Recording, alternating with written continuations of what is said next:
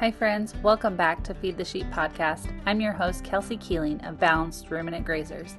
My husband Ryan and I are a scrappy couple working hard to build a sheep flock of Australian whites in south central Kansas. We have 4 small kids and have found ourselves time and time again leaning into God through all the ups and downs of farming. My mission with this podcast is to help you and your family build a profitable sheep flock. Can't wait to bring you along as we learn from others in the sheep industry. Now let's get to talking sheep. Hello guys, welcome back to Feed the Sheep podcast. I am your host, Kelsey Keeling. I am so excited to bring you guys this interview today. It is with Sonia Craig. She is a breeder of the Australian Whites and actually the secretary of AAW-SBA.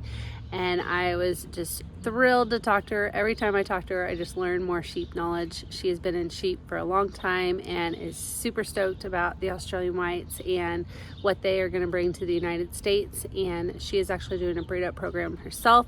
So yeah, without further ado, let's get into it and let's learn what we can from this conversation. Sonia, thank you so much for joining me. Okay, let's just go ahead and jump on in. So can you explain like who you are and where you're located for people?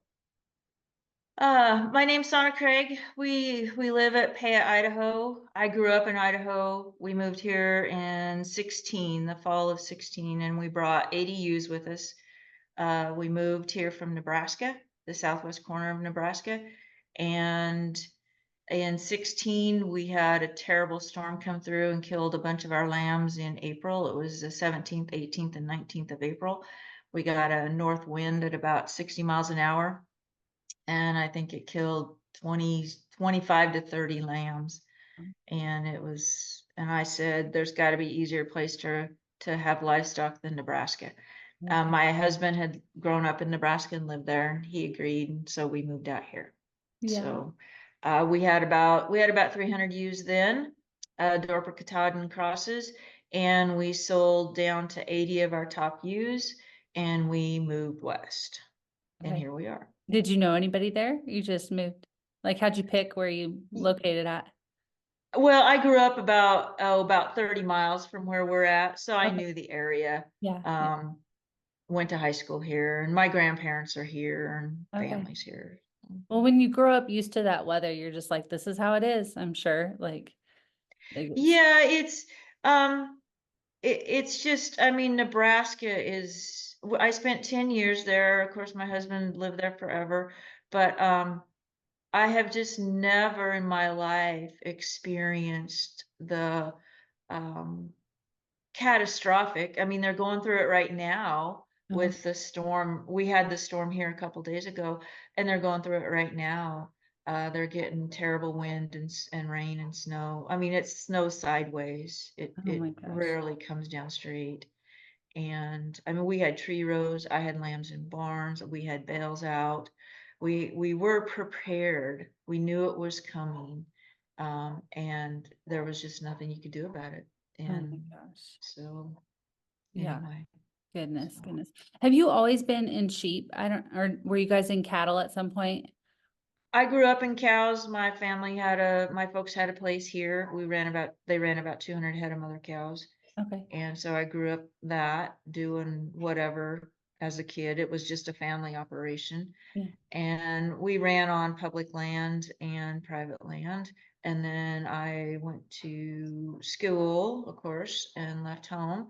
And I went to work for the Corps of Engineers as a budget or program analyst, whatever they decided my role would be. And so I did that for about 18 years. And then Pat and I got married, and I moved to Nebraska from Arkansas because I had moved to Arkansas with my job, and then moved to Nebraska. And he had cows. We would buy like short solid, broken mouth cows and calve them out. And then we would either split them or pair them up in this time of the year to go back to the country, or I would split them and then sell the calves. And so how was that transition going from cows to sheep then eventually? Did you pretty easy. Yeah. I've had sheep. My great grandfather had sheep. Okay. He ran sheep here in Idaho. I don't know him. He was long gone before I was born, Mhm. but and so it's, to me, sheep, you should treat sheep just like cows. You don't touch them.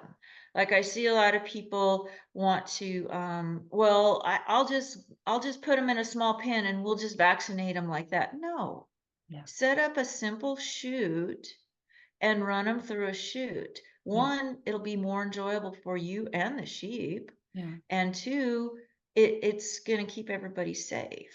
Yes. And Pat has a hard time sometimes, especially not so much anymore, but when we first started, well, we'll just grab them. And it's like, Yeah. they're strong, they're stout. Yeah. And yeah, it's okay if you have 5 head, but when you have, I mean, we've had over 500 lambs, Yeah. and it's like, no, you set it up so that you can handle them just like a small cow. Yeah. Yeah. And it makes life much easier. Yeah, we have cattle facilities right now and just trying to work. We have no alleyway though for sheep. And so we're like, okay, we got to get it in gear and get sheep facilities ready to go.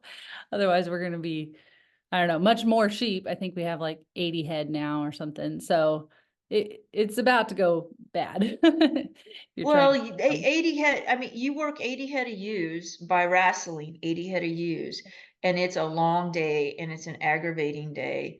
And by the end of the day, everybody's mad at everybody. Yes, yeah. And so, I mean, I got into the border collies training and trialing. And so I had sheep because of them, and then the sheep have kind of overtaken the border collies. So I mean, I would not own a sheep without a really good border collie. Yeah. Cool, And cool. so, um, I mean, they save us a lot of work. Yeah. Uh, but if you have your cattle facilities, you can do one or two things. You can either build some panels to narrow down your cattle chute, your cow chute, and then set something in front of your chute, like just a sort gate of some Yeah. sort. You can use a lot of your cattle stuff for Mhm. sheep. You just have to figure out how to downscale it, the Yeah. chute, so they can't turn around easy. So you're not crawling over the chute and having to turn them around and go out the front. And so whether that's with pallets or you build a tire system, I've seen somebody put tires in the chute and then a panel so that, it squeezes them over and they can't turn around.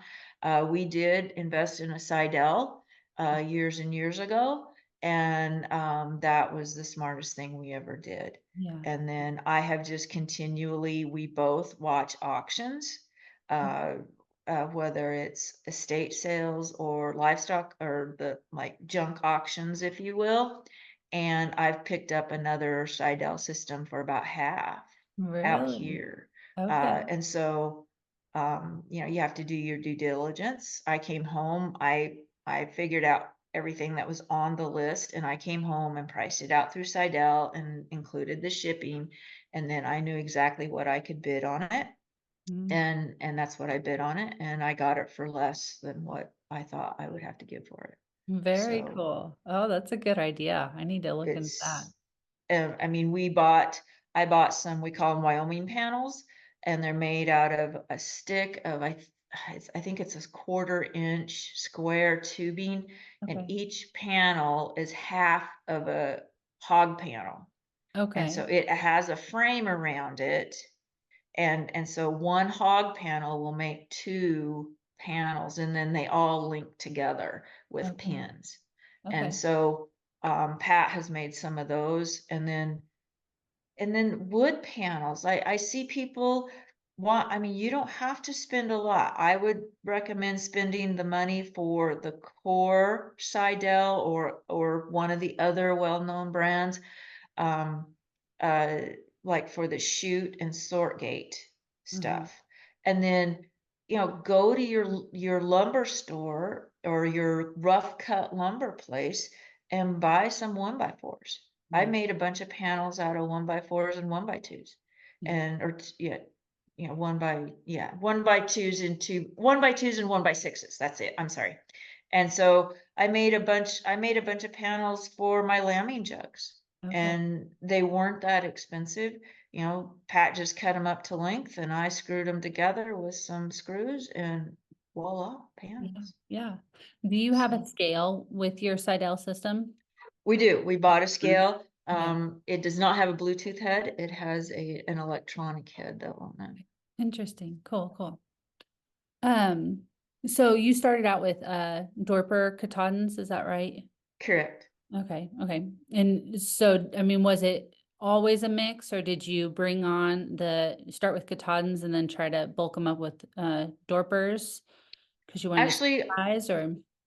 we got married in '06, and so we decided to add sheep. He had the cows, and then he also farmed, what was it, 600 acres there in Nebraska. And so we decided to add some sheep. And so we went to the sale and we bought, I think it was 90 head of Dorper cross ewes, Dorper ewes out of Wyoming. We went to Okay. Centennial at Fort Collins and we bought 90 head, brought them home, and immediately culled probably half to a quarter of them Oh, really? because they obviously hadn't shed. They were all supposed to be yearling ewes, and they weren't. There was a bunch that weren't shedding, and so we immediately turned around and sent them to Colby, Kansas. So we bought them. If you do that, you want to try, if you buy them in a market, you want to try to sell them in the same market. And so that way, I mean, it could go up, but that way you kind of know what the market is. And we turned around, and I don't think we made a lot of money on them, but we didn't lose any money on them. And that's all we cared about, was Yeah. trying to get a few more ewes. And the wool coat on them was totally unacceptable, the ones that we culled. And so that's how we started. We had about 40 or 50 left over, and then I had about 20 head. So that's when we started. And so yes, we would go to the Katahdins to put a frame on them Mm-hmm. and hopefully a hair coat. Mm-hmm. And then we would turn around and we would put either blackheads or white dorpers on them to try to put a frame on them. Oh, okay. And so we would just alternate. We always bought registered sires, Okay. and that comes from my dad in the cow herd deal, that you don't use crossbred sires. Okay. And he was very adamant about that. And he always bought reputable bulls, Mm-hmm. and whether they were Hereford, Angus, Shorthorn, whatever they might be, but they weren't somebody's crossbred stuff. And so I we have carried that over into Yeah. the sheep deal. Cool, cool. Okay. So what led you from the Dorpers to the Australian White? Like, how did you hear about the breed and go into that a little bit? Um, oh, what was it? 2 years or 3 years, well, longer than probably 5 years ago now. Um, we'd bought some Dorper rams, white Dorper rams, and they were just throwing what I call a wool coated lamb. And a wool coated lamb to me is two things. One, it's immediately cold in any inclement weather, because we learned that in Nebraska pretty easy. And most of those lambs that we lost there in 16 were wool coated. The hair coated lambs can stand up, like even if they have a coat of snow on their backs. It's just like a cow or a horse or Mm-hmm. a deer or an antelope. They can stand up and shake, and you can watch all the snow or the water, if they're wet, fly off of them. Well, Okay. those wool coated lambs can't shake anything off. They have no insulation. It's like a deer or anything like that. They can't try to hold that heat in. And so the last round of white Dorpers that we bought through, I probably had 20 or 30% wool coated lambs born. And they just, like, our nights get cold, and they were just freezing, and I was having to bring them in. I mean, that one spring I had the horse trailer full. I had all my jugs full. I had lambs everywhere. I could poke a lamb around here, and every one of them, almost, probably there might have been one or two, but almost every one of them was a wool coated lamb. Okay. And that just made me understand why all these people jug lamb or shed lamb, all these large wool coated herds. Oh, okay. And we don't want to do that. Yeah. And so a friend of mine over here, Nikki Fisher, she goes, we were about to leave the sheep business. She goes, take these Texels, take one of my Texels. And I was like, oh, how many dang wool coated lambs is that sucker gonna throw? But read about Texels. They're fast growing. There's a lot of good things about Texels. So we got a Texel ram and used him on about 50 ewes. And I have never seen a coat on a lamb that was on these Texel lambs. They were like little bears, and they had a great wool, I mean, not wool coat, but a hair coat. It was about, oh, it's probably this long on a bunch of them. And they were just fuzzy little bears. Oh, And I mean, the ewes had them okay. They were big lambs. They grew like crazy. Of course, everybody say, oh, that's your crossbred herpetosis and, all this stuff, and yada, yada, yada. Well, I mean, let me tell you, those little suckers were up and going and doing things. And so I started doing a bunch of research, and I found the Australian whites, and I see that they had been derived from the Texels. And so I started doing more and more research on them. uh-huh. And to me, one of the drawbacks about them would be that they have the white dorper in them, but hopefully that is gone enough. Yeah. But the Texel, I see a lot of Texel in the lambs. I call it doing the Texel when you grab them and they just collapse, and because that's how the Texel lambs were. They just lay there, Oh, and when you're tagging them and stuff, and it's kind of funny, humorous, but they're just, that's their defense. They play dead, but I uh-huh. call it doing the Texel. So Fun. so I called Alabama, tried to get a ram, tried to get a ram, tried to get a ram. Finally, I gave up. I emailed Graham Gilmore, and he called me, and he said, call Luke Jones and get a ram. And he called Luke Jones and said, get us a ram. Yeah. And that's where our first ram came from. Awesome. Cool. Did you just get one then? Just one. Yeah. Yep. I just got one. That's all kind of Luke had at the Oh, time. yeah. And so I unfortunately put him out in August. He bred about 15 ewes. It was really hot here, and I think he got heat stroke and died. Oh no. I'm so- Yeah. So um that year we had, I don't know, maybe 20 lambs, yeah. because we had to put them, because they were born in December, so we put him out earlier in August. Anyway, Okay. so we had 15, 20 lambs, and we really, really liked them. And so I started working on getting another one. And finally, Luke went and got another one for us. Needed one, and we needed one. And then I ran that ram with our yearlings. Okay. And Pat was like, are you sure you want to do that? Because he was a pretty big ram. Well, of course, you read about how they're supposed to be easy lambing. And I Uh-huh. said, yes, because if they're not easy lambing, I said, I want to know. Yeah. And so I felt if I put him with our yearlings, that would tell us a story of Uh-huh. what's going to happen. And we had no significant issues Really. with those lambs. Yeah. Um, and so that year we had about 200 head of lambs, F1 lambs. And then last year was our first year of having all F1 lambs, or Okay. F2, all Australian white sired lambs. And last year, like I said, we would have around 20% or more wool coated lambs. Last year, our first year with 100% Australian sired lambs, we had 0 wool coated lambs. Really. Really. And right there, that said to me that they're really dominant in their genes, or in their producing stuff. Because of course a lot of our ewes were half white dorper. Okay. And so I expected to have I had one lamb with probably a 2-inch square little bit of a woolly spot on his neck, and that was it. Everything else had a wool coat, or excuse me, a hair coat. Everything else had a great hair coat. Yeah.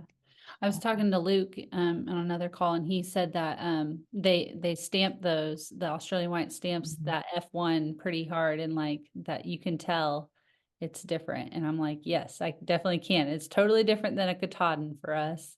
Mhm. We've been very happy with our F1s. We're excited to see how it goes. So Yeah. We've been lambing F2s right now. We got F2 yearlings, and they're fine. yeah, I know some people are complaining about a lower lambing percentage, and maybe we will see that with the uh Australian whites, but our crossbreds are fine. okay, Um, I don't know the numbers right now, but it's pretty hard for me to find a red painted lamb. I paint the number of the U on the side of the lamb, and red is single and blue are twins, and then green is triplets. I've had two 2-year-olds have triplets right now, F1s. And I haven't had any yearling F2s have triplets, but I've got, well, this morning I had two F2s that had twins really, out here. okay, So I don't know. We will yeah, see. Our ewes that are Australian whites, pure Australian whites. I had two that will be 2 in June. That one had a set of twins and one had a single, and then the yearling had a single. And so, yeah, we'll yeah. see. Time will tell if they, yeah, yeah, Right. We're more of a proponent of nutrition and feed on your F1 or on your twins and singles. We use, and then I think fetal programming is very important also in your what does sheep. that mean, fetal programming? They've done a lot of studies in cattle with fetal Okay, programming, and it's your nutrition in when the lamb or calf is in utero. okay, And probably 15, 18 years ago, we started using a Sweet Pro product, the Sweet Pro tubs, and we saw a significant jump in our bred ewe lambs after we had used it on the ewes. So those ewe lambs were on it in utero. mm-hmm. And that crop of ewe lambs, and I do not believe there was any sire change in there, but that crop of ewe lambs started to produce much higher rate of twins and breed much better Really. than we had in the past. Did And you of use course, that the whole time, like in utero, or only like, mhm. I guess, We use it all the time. okay. It's our mineral package. We Oh, do okay. have loose salt on the side, and we do add, and everybody's gonna shudder over this, but we do add cow mineral with copper. Oh, And so okay. everybody can fall out of their chair, but we've done it for probably 18 years. Yeah. And we talked to a vet about it one time. He fell out of his chair. But then he turned around and he said, well, maybe it's not absorbable. Oh, okay. Maybe some of the minerals in our mineral sacks aren't actually absorbable. Uh-huh. And we're low on copper. And that's the first thing I tell people. Before you start avoiding something, have your soil tested. Yeah. Yeah. Find out. I see a lot of people that go, oh, I give Bo seed. Why? Are you low in selenium? Yeah. Or is it just because everybody else does it? Yeah. Yeah. Everybody hates copper. Everybody's afraid of copper. Why? Copper has actually been proven that it strengthens wool fiber in wool sheep, the proper amount of it. Okay. And so test your soil. Find out Yeah. if you're low or high in something. Yes. Don't just, I mean, soil tests aren't that expensive. Yeah. We're finding that out. We're like, okay, we've done all these things with genetics and the cattle and stuff. And then we're like, we never got our soil right. Like you can only go so far. And then it all comes back to that, the soil being healthy and stuff. So They are what they eat, yes, right? exactly. And Exactly. so, but no, well, I imagine people would really fall out of their chair if they understood because we feed, and I'm not telling anybody to do it. Yeah, I'm yeah. telling you what we do. We feed the cattle tubs on the Sweet Pro, and it has 600 parts per million of copper. And I was talking to a feed guy one time, and he goes, "Okay, get 1,000,000 grains of sand and find 600 Wow. 600 red ones in 1,000,000 grains of sand. Find 600 red ones, if you will, if copper, Yeah, if you want to say that." yeah, And so it's like, oh, yeah, yeah, that's not yeah. very much, is it? Yes, yes. Calm down, everybody. So, I don't know, it works for us. Yeah, yeah. Um, I want you to talk a little bit about you take your cattle to not cattle, sorry, your sheep to the sale barn, and you've talked on your Facebook about like them producing a consistent product and that you really like that. That's part of your F1, like your Australian white crosses, Mhm. or that's what you breed for? Right. Well, we sell to private people also, Oh, okay. but but your ultimate test is the sale barn. Yeah. And if you can develop a private market, great. And if you can have a consistent market, or if you're doing the marketing on your own, great. I think that is probably where you're going to make the most money. That's probably where you may make the most consistent money. Mhm. But in the end, a bunch of stuff has to go to the sale barn. Typically, I mean, whether it be your ewes or what have you, especially for us with 300 head of ewes. And I think we scanned at 470 lambs or something. We'll see. But I've already had 5 sets of quads. So verifiable quads, not just like, oh, they Awesome. stole some. So Good. no, these are verifiable quads. So like we sold a part of our lambs at Eugene, Oregon last I don't know, was it October? November, in November. And so we had three black lambs in that bunch. We had a couple spotted lambs. They didn't cut those out though. I found that interesting. Hmm. They cut the 3 black lambs out, and they averaged 93 pounds, and our big end of our white lambs averaged 93 pounds. And they brought the same amount, thankfully. Okay. But when you're going to a sale barn, and I have literally sat there at the Fort Collins sale barn and watched the buyers, and some of those lambs come in, and there's something they don't like about them. They come in, they hit the gate, and they hit the ring, and they immediately turn away. Whether it's Mm. they look too much, and I know the St. Croix people won't like this, but there's too much St. Croix in them.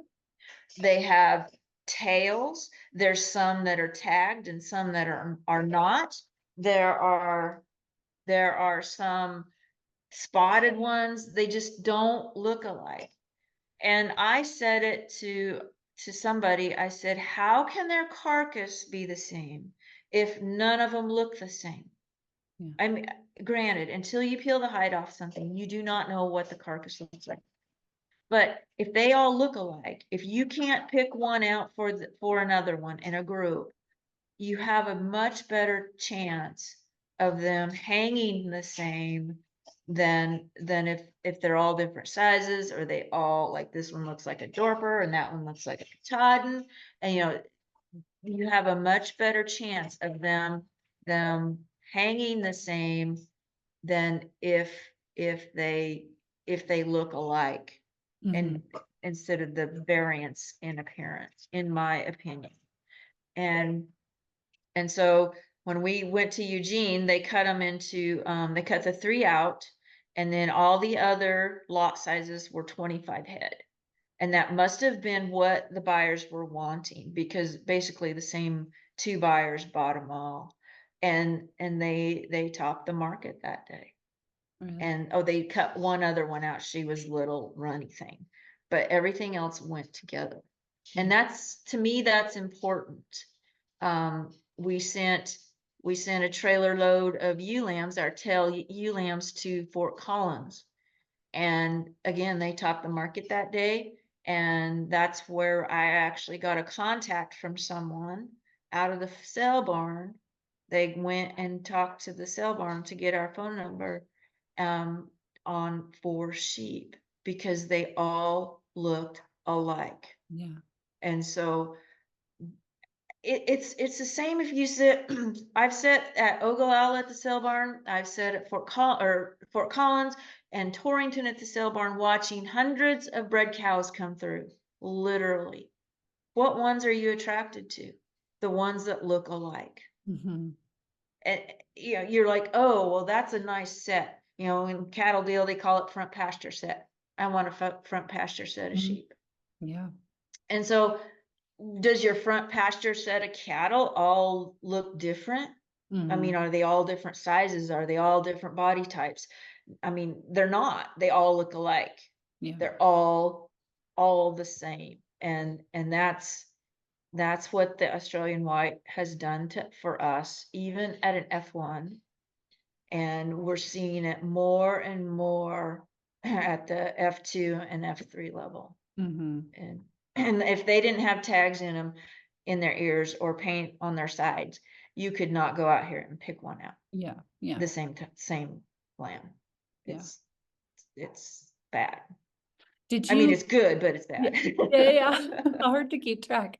Did you start that like a culling kind of at the beginning, to be able to get that consistent look to them? No, not with the Australian whites. No, No. Okay. they are so, whether it's the major line breeding Mm-hmm. that Graham did, you know, I don't know, but they will, of course, the first year we had them, we had Dorper sired lambs and we had Australian white sired lambs that ran right alongside.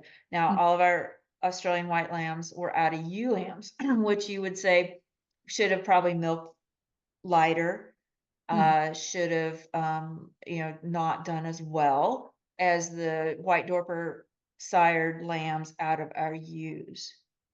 And they actually had a higher birth weight. Okay. And they had just as good a weaning weight. Really? And so, because those ewe lambs, of course, were out of those same type ewes. And so it's not like we had transitioned away from our whole ewe herd, and you know, the genetics were, other than the Australian white sire on our ewe lambs, were basically the same. Okay. And so, I don't know. People act like, you know, oh, you don't know what you're talking about, and how can one breed do that for you? And it's like, I don't know either. But I'll tell you what, we have been lambing, I think, let me see here. Other than our, let's see, the first lambs were, oh geez, when was it? 24th of March. Our first lambs were the 24th of March out of our home flock, if you will. And so what's today, the 7th of April? So what, they're 2 weeks old? They look like they're 4 weeks. They look like, some of those lambs look like they're a month old. Really? And, or more even. It's like, holy cow. Yeah.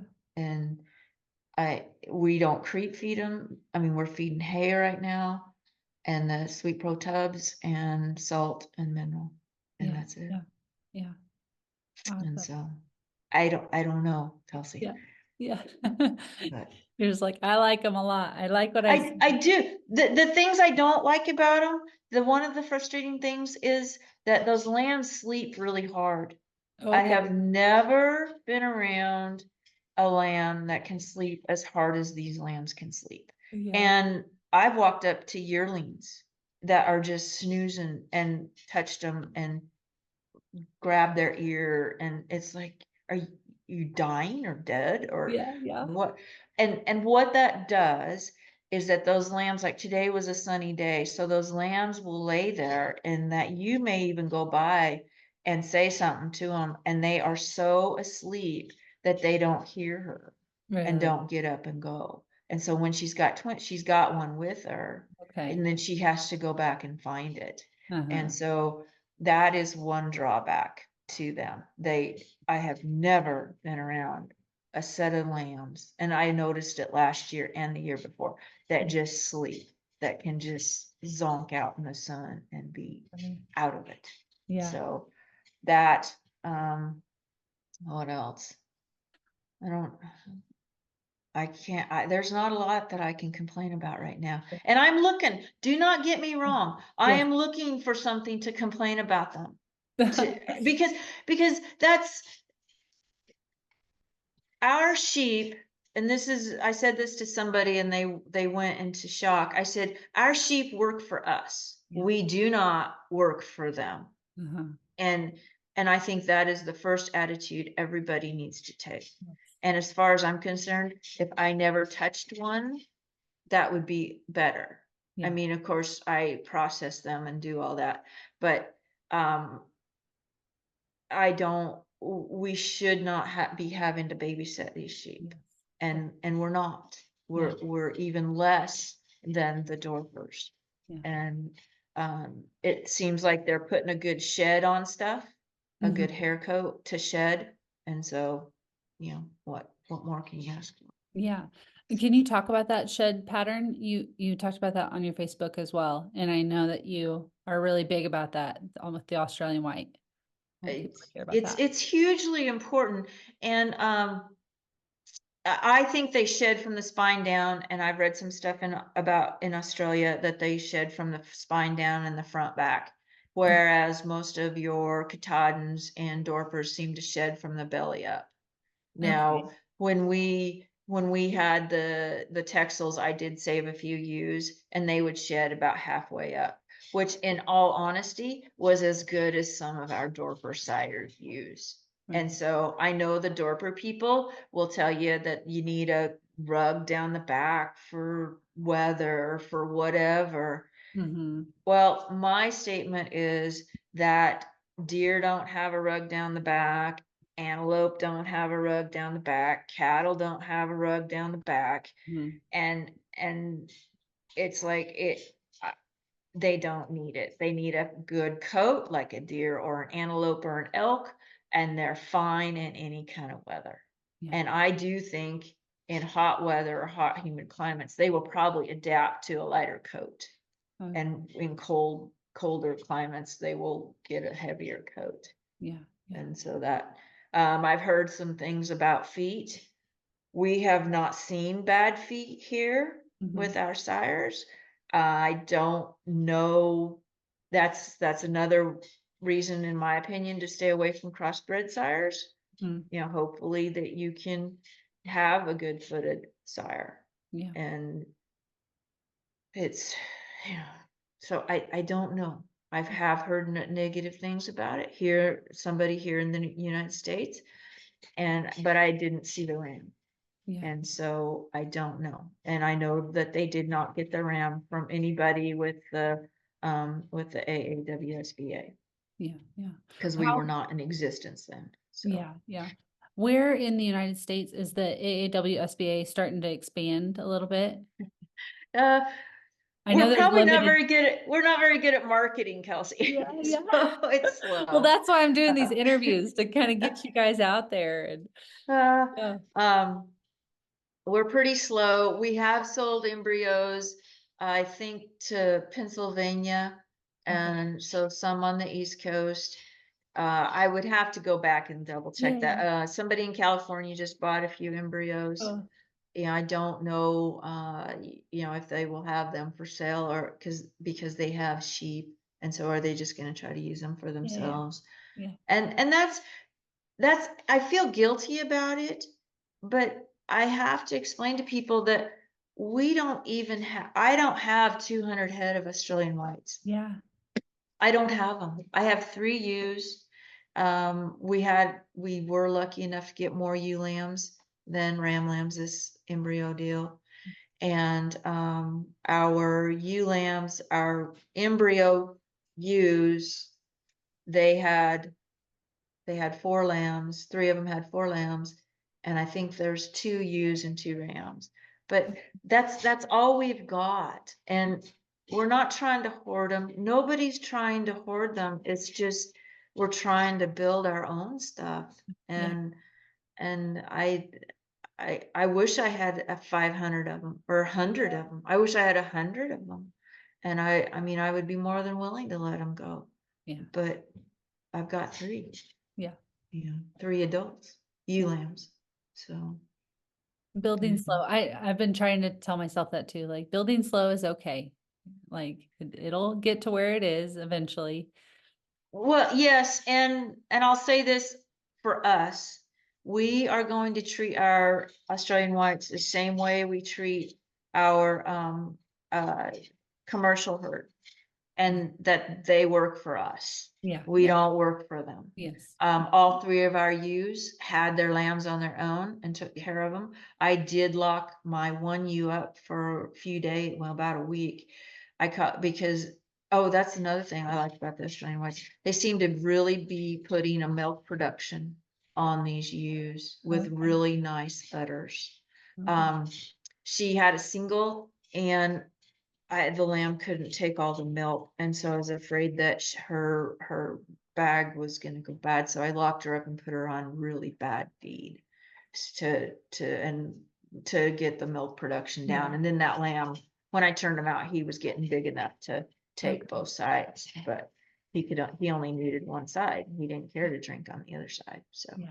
Yeah. but I mean, I did baby her over that because that's the last thing I need is for her to I have one know. side no good. Yeah, Because I exactly. do think she'll have twins. Awesome. So Um, so you're doing a breed up program as well, just like we are. What are some of the key areas that you plan on focusing on with your breed up? I mean, just the hardiness, of course, the shed coat, um, consistent look. You do you weigh when they're born. I mean, will that be something as well, like making sure that I don't know, the consistency is there when like when they yeah, and then we weigh when we wean too. okay. And so we will evaluate those ewes, and we're trying to keep track, or I'm trying to keep track of the sires. And so, what sires are working and what sires are not working. And culling, I cannot stress enough that you should cull Yeah. and cull hard and cull often.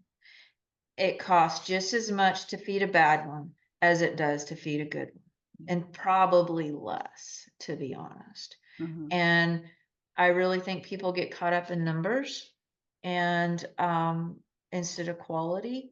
And it may be really hard to sell those ewes, or to think, oh, I need X amount to do this or X amount to do that.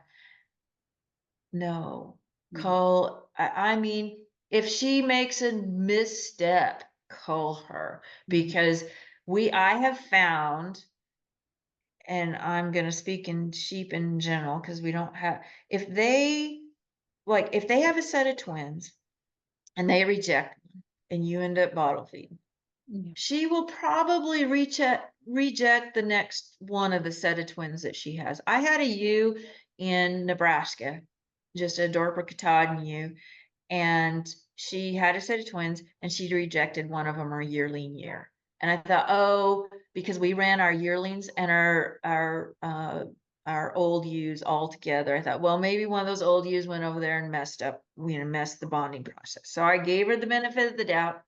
The next year, I did night checks. I don't do night checks here. Mhm. Our yearlings are on their own at night. If they need help, they're either going to have to start lambing before we go to bed, or wait for me in the morning, because I'm not checking them at night. The weather's too nice, and it doesn't, I don't need to be out there. So in Nebraska, I would check them at night because of the inclement weather.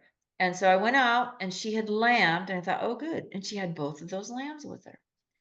Then by the next morning, she had rejected them. By Mm. daylight, she had rejected them. And I put her in the barn, and I tied her up and did all that stuff.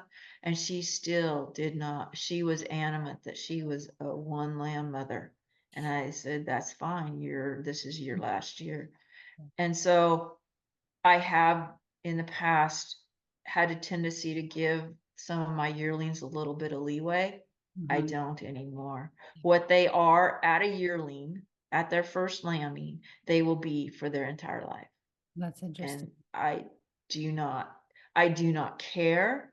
I do not fall in love with them. I do not care. And that may sound very harsh to some people, but they work for me. I am their employer. I provide them protection through guard dogs. I provide them feed and shelter, like trees or, places and mineral and feed and places to do their stuff and to live a nice, peaceful life. But they have to pull their own weight. Yeah. And I just see so many people going, oh, well, oh, little coochie coo, she's so cute and she was a bummer and that's another, I don't save any bummers. Oh, yeah. Not a one. Yeah. Never. Nope. Not a chance. Yeah. I'm sure So at your scale of 300 to 500 ewes, like there's cutthroat. Let's go.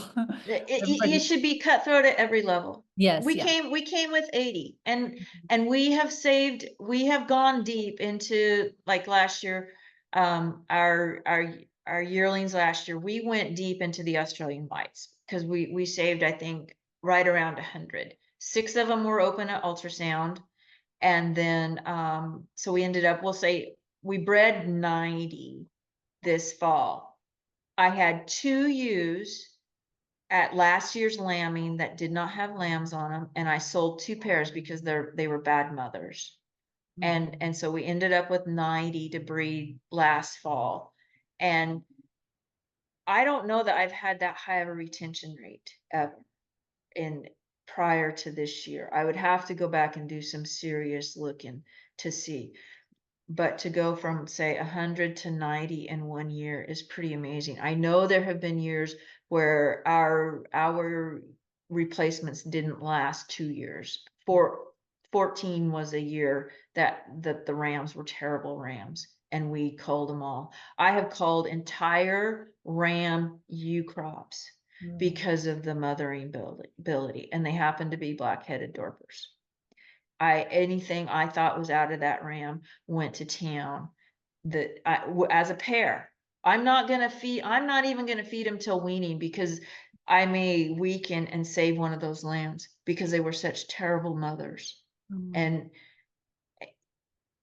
it made our whole thing better. Yeah. I It know. will make it better. I get it's painful. I get it's scary. I get all that. I understand that.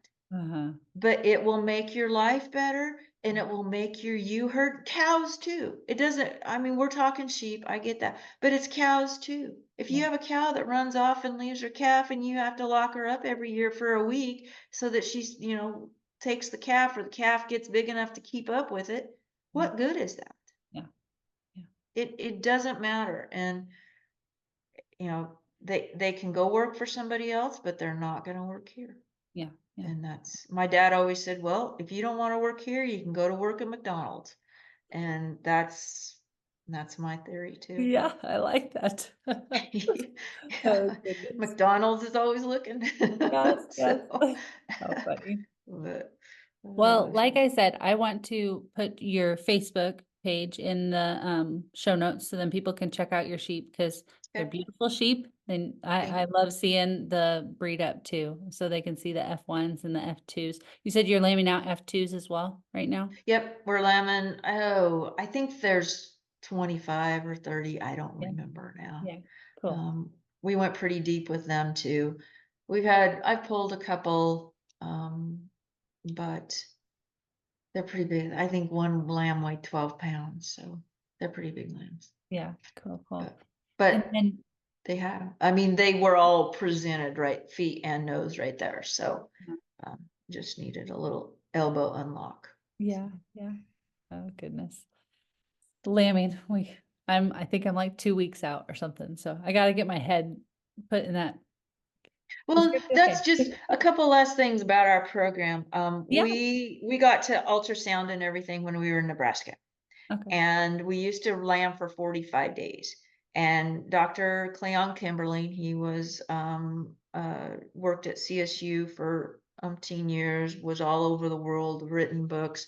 He happened to be my husband's cousin relative. And he would come, him and Jerry Parsons would come and ultrasound, and he was the most interesting person. And so he goes, we were sitting at lunch, and he goes, how many days do you guys lamb? And I said, well, 45. And he looks over at me over his glasses, and he goes, in this operation, you should be lambing for no more than 30 days.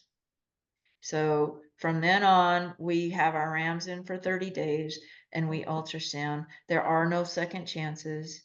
And then we are probably going to do a little bit of relaxing if they can have, up until we started with the Australian whites and the breed up stuff, they could have a single once. Okay. Whether that's their first year or second year or whenever, but they could only have a single once, and then they were out of our system too. Because once again, they work for us and they need to raise twins. And so we'll see how that goes with the Australian whites. But right now, I really see no problem with keeping that rule.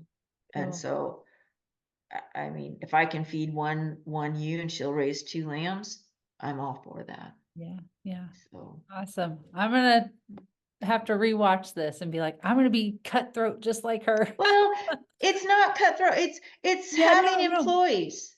It's Yes, having definitely. employees, Yes. Yes. and I mean, it's not like we're asking them to do something phenomenal, right? Yes. No. I'm asking them to produce me 2 lambs, and I've always said they have to produce 2 lambs, one for me and one for them, one for my costs and one for their costs. There you go. And so that's a really easy way to remember it. I do not like triplets and quads. If Mhm. everybody will just have a twin, I'm perfectly fine. I'm not, I have another friend that says, well, I'll probably get it backwards, but something about, hogs get slaughtered and pigs, so it's not being greedy about it with the triplets or anything like that. I want 2 healthy lambs on the ground, Yeah. and they got to care for them and be able to raise them.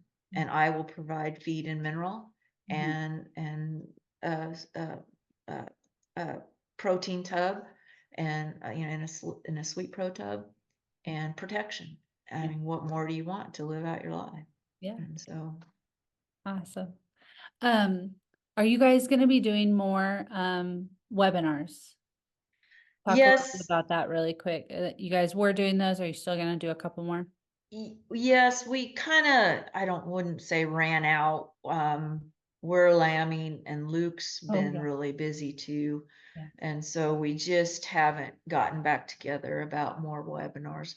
And Mhm. we've talked about having, and maybe some people can weigh in or you can weigh in, of just having, like, sitting down and having a discussion, whether it's a sheep discussion or an association discussion. We did have like a little member meeting a few weeks ago and got some good ideas from people on that. And I think that's something we need to do more Yeah. with the association, is just have maybe every other month or something, a little sit down that people can ask questions and Yeah, definitely. that kind of stuff. But no, we do plan. There's just none like on the horizon, if Yeah, you yeah. will. I love them. And I'll put a link in the description box of the webinars that you guys already did, because you had Graham, you had Seidel, is that right? And then Uh, no, uh, not Seidel. no, the ear, Shearwell. Shearwell, We yes. had Okay. Shearwell, Yes. and then Dr. Williams Yes. and RSG. We had Okay, yes, RSG. RSG, yeah. They had some good information on mineral and stuff too, or was it mineral?